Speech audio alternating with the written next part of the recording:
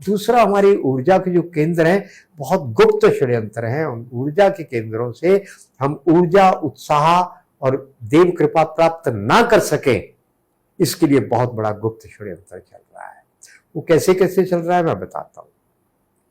हम तिलक लगाते हैं जी। मेरे पास अभी साथ नहीं है तिलक, नहीं तो मैंने देखा है तिलक लगाओ, अभी आपका दिमाग रिलैक्स हो जाएगा और आपके शरीर में इतनी ताकत हो जाएगी, आप 10 किलो वजन उठा सकते हैं, 12 या 15 किलो वजन उठा लेंगे आप उसी टाइम। मैं आपके कैमरे के आगे करके दिखा दूंगा, आज मैं उस तैयारी से नहीं आया। तो वो तिलक जिसके कारण हमारा पूरा पिट्यूटरी ग्लैंड, पूरा सिस्टम एक्टिवेट होता था, हमारा ओज तेज बढ़ता था, हमारी सम्मोहन शक्ति पैदा होती थी हमारे अंदर, वो सब होता था। वो तिलक जहरीला है। उस तिलक को लगाने के बाद सर दर्द होती है, हम बीमार होते हैं। केमिकल से बना हुआ तिलक है, लाल रंग का हो चाहे क्रीम कलर का, सब पीले रंग का हो, सब केमिकल से बना हुआ है। मेरे साथ एक व्यक्ति, चंबे में 2-3 लोग गए हुए थे, वहां मंदिर में मैंने बताया, उन्होंने कहा तिलक लगाने के बाद मुझे सर दर्द हो रही है। तो आपको ये तिलक नहीं लगाना है। आप कहेंगे तिलक कहाँ से लाए, मैं अभी बता देता हूँ। बनाओ शुद्ध हल्दी, घर की पिसी हुई, बाजार की हल्दी नहीं लानी पीसने को, किसान से लानी हल्दी। इस हल्दी को डाई किया हुआ है, गांठों को डाई कर दिया। तो हल्दी की गांठ को भी घर पे नहीं पीस सकते आप, किसान से हल्दी लो, वो लेकर आप पीस लो, वो थोड़ी ब्राउनिश पे होती है, वो पीस कर उसका पाउडर बनाओ, बढ़िया पाउडर। बनाने के बाद उसमें 1 कटोरी 100 ग्राम अगर है तो उसमें लगभग 3 ग्राम आप, एक छोटा चम्मच पीस कर सुहागा, बोरेक्स, कच्चा सुहागा, वो डाल दो। उसके बाद उसमें आप जो चूना होता है ना तंबाकू के साथ खाने वाला, छोटा चम्मच 5 ग्राम चूना डाल दो। हाथ में दस्ताने पहनकर ग्लोव्स, उसको मसलो, मसल कर उसमें इतना नींबू का रस निचोड़ो जिससे वो गीला हो जाए। अब कांच की, चीनी मिट्टी की, सेरामिक की प्लेट में उसको छाया में फैलाकर पंखे के नीचे सुखा दो। बढ़िया ब्राउन लाल रंग का सिंदूर बन गया। लगाने के बाद आपको पता लगेगा कि तिलक लगाते ही एनर्जी आई, हमारा दिमाग विश्राम, रिलैक्स हुआ। वो तिलक लगाओ, पहला समाधान हो गया। नंबर 2, आपकी जो धूप अगरबत्ती आप धूनी दे रहे हैं देवी देवताओं को जी, धूप थोड़ी दे रहे हैं आप, वो आपको छोड़कर जा चुके हैं। उस मंदिर में कहाँ होंगे जहां पे जो केमिकल दुनिया भर में प्रतिबंधित हैं, जहरीले केमिकल, उसी से आपकी धूप बनी है, उसी से आपकी अगरबत्ती बनी है। और या फिर टायरसोल का पाउडर भी पड़ा है आपकी धूप में। तो इतना खराब उसमें जो सब जहर डले हुए हैं, उस धूप को आप मंदिर में बनाएंगे, उसमें देवी देवता रहेंगे क्यों आपके? तो कभी के छोड़कर चले गए होंगे, ऐसा मुझे लगता है। और धूप की गंध के कारण, मेरे मित्र बोलते हैं, जब अगरबत्ती जलती है तो बदबू के कारण सर दर्द होती है। पंडित को समझ नहीं आ रहा है ये बात। अरे हमारे शास्त्रों में लिखा है, जिन शास्त्रों को मानकर आप मंदिर में बैठे हो, जिसकी रोटी खा रहे हो, बांस को जलाना वर्जित है जी, अपवित्र है। और नई शोध यह कह रहा है अपवित्र का मतलब है बांस को जलने से जो गैसेस पैदा होती है उसे कैंसर होता है। अब वो जहरीली अगरबत्ती, जहरीली धूप जला रहे हो, आपका कल्याण कैसे होगा? कौन आप पे कृपा करेगी? तो उसको बंद करो। और जो मैंने धूप बताई ना, देसी गाय का गोबर, कुछ नहीं तो कम से कम इतना तो करो, शुद्ध धूप नहीं है तो देसी गाय के गोबर के टुकड़े सुखाने के बाद काट लो छुरी से, या गीले गोबर की बत्तियां बना दो, उसको देसी गाय का घी लगाओ, गैस पे, माचिस पे, मोमबत्ती पे जलाओ और जलाकर उसको रखो। उसके ऊपर थोड़ा सा गुड़ लगा दो। गुड़ लगाते ही वहां पे इतनी ऊर्जा पैदा होती है, इतनी सकारात्मक पॉजिटिविटी पैदा होती है, आपको आनंद आएगा। तो देसी गाय के घी में गुड़, बस गुड़ तो इतना सा डालना है, घी आपका आधा चम्मच लग जाएगा। तो तीनों मिलने के बाद भरपूर ऑक्सीजन बनाती है। करके देख लो। आप कहेंगे कौन सा रिसर्च पेपर क्या है? नहीं है, गायब होते हैं रिसर्च पेपर, कौन बताएगा हमें? आप करके देखो क्या होगा। और उसके बाद वो भस्म जो बची, खांसी, जुकाम, बुखार, इतनी सी पुराने गुड़ के साथ या शहद के साथ चटाओ, देखो 50, 60, 70, 80% लाभ आएगा उसी समय। और तिलक लगाओ तो एनर्जी से भर जाओगे उसी भस्म की। तो तिलक हो गया, धूप हो गई, हो गया। और बाकी कौन सी वो बची? तीसरी चीज, आप, हमारे शास्त्रों में लिखा है, आप सही आसन के ऊपर बैठकर साधना करेंगे तो आपको सिद्धि प्राप्त होगी जी। आपको एक भी सिद्धि प्राप्त नहीं होती। आप जाप किए जा रहे हैं, पूरे जीवन निकाल दिया आपने जाप करते करते, पूजा करते करते, फल नहीं मिला, ना मिलेगा भी नहीं। मैं श्राप नहीं दे रहा हूं, मैं तथ्य बता रहा हूं। क्यों? हमारा शास्त्र बोलता है सूती आसन के ऊपर बैठकर साधना करोगे तो फल नहीं मिलेगा। सूती आसन पे आसन करो, प्राणायाम करो, सो जाओ, विश्राम करो, सब कुछ करो, बैठो, मगर साधना नहीं कर सकते हैं। आप तो सूती से भी कहीं घटिया आसन पे बैठे हो, नायलॉन पे बैठे हो, प्लास्टिक पे बैठे हो, फोम पे बैठे हो, उस पे बैठ के साधना कर रहे हो। जितनी साधना पुरानी है वो भी समाप्त।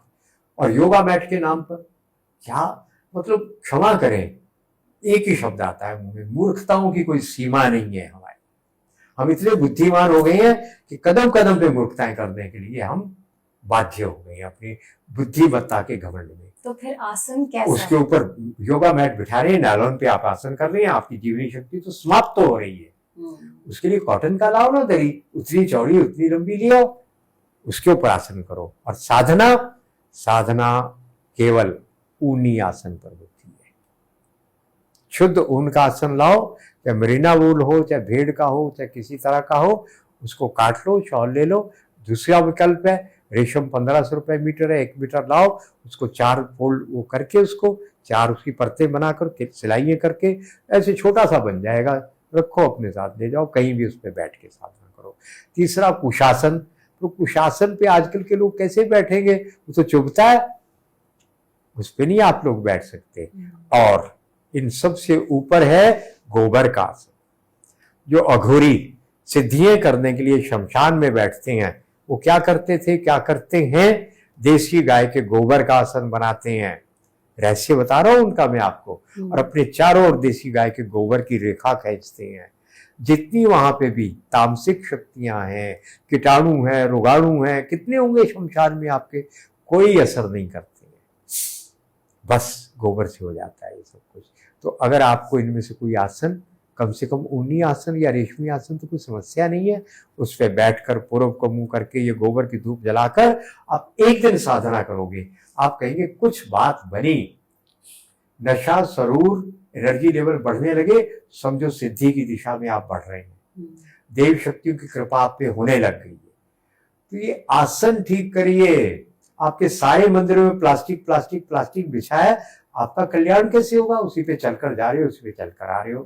देव प्रतिमा में अगर कोई जीवन है, वहां से ऊर्जा ली और आसन प्लास्टिक पे चलते चलते सब गवा दी, घर लेकर तो कुछ भी नहीं पहुंचे आप। ना समझी पे ना समझी हो रही है कदम कदम पे। पर मैं प्रभु की बड़ी धन्यवाद मानता हूँ, कम से कम मेरे जैसे व्यक्ति को तो बुद्धि दे दी जो नजर आ रहा है, और मैं इसलिए कहता हूँ मेरा जीवन तो सार्थक हो गया। और हम सबको आपके बता भी तो रहे।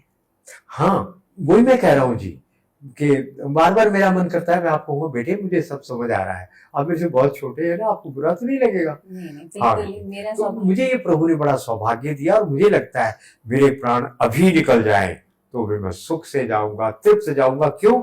बहुत काम प्रभु ने करवा दिया मेरे हाथ से, बड़े बड़े काम, करोड़ों फॉलोअर्स मिल गए, व्यूज मिल गए। और अगर और 10-20 साल जिलाना है तो कोई मेरे ऊपर कृपा नहीं, प्रभु आपको जो काम लेना है ले लो, मुझे नहीं चाहिए, मुझे तो केवल आपकी कृपा चाहिए। तो खैर आगे बढ़े जी। तो अब मंदिर के अंदर जो आप कुछ भी करते हैं विज्ञान है, समझो। आप ढोल नगाड़ा बजा रहे हैं, बजाते हैं तो उससे कुछ खास तरंगे निकलती हैं चमड़े में से, आप प्लास्टिक का ढोल बजा रहे हो। मैंने करके देखा, लखनऊ में एक बहुत बड़ा मठ है, वहां पर बिजली का, महात्मा जी का पैसा है, लगा दिया। मैंने कहा बुलाओ एक आदमी को, एक लकड़ी की डंडी मंगाओ, तगड़े आदमी को बुलाया, उसका हाथ दबाया, दबा नहीं, मेरी ये टेक्निक है जो दुनिया भर में मशहूर है। अब मैंने उसको कहा बैठो उसके पास, कान लगाओ ढोल के पास। मैं धीरे धीरे बजाया बजाया बजाया, बजाकर उसको कहा उठो, खड़े हो जाओ। एक हाथ से उसका हाथ दबाया, खटाक से नीचे चला गया, ताकत खत्म हो गई। तो जो ऊर्जा के केंद्र मंदिर है, आपने उसको ऊर्जा समाप्त करने का केंद्र बनाया कि नहीं बनाया जी? फिर आपके मजीरे बजते हैं काहे के? कांसे के। घंटे घड़ियाल पीतल के, और कांसा सबसे ऊपर है, सोने से भी ऊपर है। आप क्या कर रहे हैं? चिमटा काहे का बजा रही? स्टील का।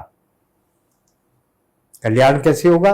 और मंजीरे भी प्लास्टिक की बॉडी में आ गए हैं जी, मंजीरे भी जो आए वो प्लास्टिक की बॉडी में आ गए, नए वाले। और अंदर उसके स्टील के वो लगा दिए। आपने भी बोला तो मैं वहां पहुंच गई। पहुंच गए आप। कह रहे हैं पंजाब में जाट लोग तो मानते नहीं इन बातों को। जाटों की क्लास थी, लड़के लड़कियों की, नौजवानों की, तो वहां पे मैंने उनको कांसा बजाया, उनके कान के पास ताकत बढ़ी। उसके बाद इतवार का दिन आया, मैं इतवार को कांसा उनके कान के पास बजाया, आगे लड़कियां बैठी थी, पीछे सरदार लड़के बैठे थे, बजाया और लड़कियों की ताकत चली गई। अच्छी मजबूत जट्टी लड़कियां थी। और लड़के कहते साढ़े से प्रयोग नहीं कर दो, कुड़ियां से ही कर दो। मैं कहा दो जी आगे आ जाओ। मजबूत जाट आगे आ गया लड़का, उसके कान के पास इतवार को मैंने कांसा बजाया, पहले हाथ दबाया, दो हाथ से नहीं दबा, कांसा बजाया, बजाने के बाद उसका एक हाथ से मैंने ऐसे दबाया, ताकत चली गई। हमारा पुराण बोलता है, जिसको आप मानते नहीं है, कांसे का प्रयोग रविवार को नहीं करना, उसमें खाना भी नहीं खाना। तो आप क्या कर रहे हैं, वो कांसा मंदिर में बजाना है तो बजाओ, किसी भी वार को बजाओ, वहां पे सब आपको पॉजिटिव पॉजिटिव परिणाम मिलेंगे। वो मंजीरे वो बजाओ ना, कितना अंदर को उतरती हैं आप, जब मंजीरे की आवाज आती है अनुभव आपका। ये स्टील प्लास्टिक का ढोल ये सब बजाओगे तो बर्बाद होगा कि नहीं होगा। हम अपने आप को बिना सोचे समझे कर रहे हैं, हमको पता ही नहीं विज्ञान है मंदिर, ऊर्जा का केंद्र है मंदिर, हमको समझ नहीं है, नासमझी से हम अपने आप को स्वयं बर्बाद कर रहे हैं। अब आप देखिए मंदिरों का वास्तु भी तो कुछ होता है जी। आपको पता है कि नहीं पता कि शिरोपास पिरामिड के अंदर 5000 साल पुराना शहद मिला, खाकर देखा एकदम बढ़िया, 5000 साल पुराना, जो उसमें चूहे बिल्लियों को घिस गए, फंस गए और मर गए, कभी नहीं सड़े, सूख गए, ड्राई हो गए, सड़े नहीं आज तक। फिर वहां पे गेहूं के बीज मिले 5000 साल पुराने। आप बताओ 5 साल पुराना गेहूं का बीज कभी उगेगा? मैं 500 साल नहीं 5000 साल कह रहा हूं, उसको उगाया, जर्मिनेशन हुई, गेहूं उग गया। कितनी एनर्जी है, क्या है वो? केवल शेप, आकृति, उस आकृति में इतना दम है। आपके मंदिर कैसे होते हैं? या तो पिरामिड के आकार के होते हैं या गोल गुंबद होता है। ये अरब से नहीं आया, यहां से अरब में गए हैं ये। उनके पास क्या था, उनको तो कुछ बनाने नहीं आता था, तो एकदम जंगली बेचारे लोग थे, पिछड़े हुए। वो गुंबद, उसके नीचे जब बैठते हैं, आपने अगर मंदिर गए अनुभव किया होगा, जो पुराने मंदिर जिनमें अंदर गुंबद खाली है, वहां खड़े होते ही कुछ होने लगता है। ऐसा लगता है कि कुछ बस हल्का होता जा रहा है, हल्का हो रहा है, तनाव खत्म हो रहा है, खत्म हो रहा है। अब हमने क्या कर दिया, अब तो हम बुद्धिमान हो गए ना, स्लैब डाल दिया, स्लैब के ऊपर गुंबद बनाओ, कुछ भी बनाओ, आपको क्या लाभ मिलने वाला है उसका? ये सब कुछ उल्टा उल्टा उल्टा कर रहे हैं। अंतिम बात, आप फूल कौन से चढ़ा रहे हैं? गेंदे के, जेनेटिकली मॉडिफाइड जहरीले फूल जो आदमी को मार देंगे। वो फूल आप माला भी पहना रहे हैं, वही खुद भी ले रहे हैं। सूंघ कर देखो, सुगंध है उसमें, उस फूल को हाथ में पकड़ो, ताकत खत्म हो जाती है। तो आपके फूल भी गलत, माला भी गलत, सब कुछ, धूप बत्ती आसन सब गलत। आपको कहां से जीवनी शक्ति मिलेगी? इससे अच्छा तो मंदिर मत जाओ, कल्याण तो नहीं होगा, होगा तो फिर भी विनाश, पर कम विनाश होगा। और मंदिर जाना है तो अपने मंदिर को मंदिर जैसा बनाओ, फिर देखो कैसे नहीं ऊर्जा मिलती। देवी देवताओं की कृपा, आशीर्वाद, जो प्रार्थना करोगे फल मिलेगा ना, उसका सुनी जाएगी आपकी प्रार्थना। ये बदल कर देखो, और आपके माध्यम तक कुछ 100 लोगों तक भी ये संदेश पहुंचा, मैं समझूंगा मेरा प्रयास सार्थक हुआ, आपका प्रयास सार्थक।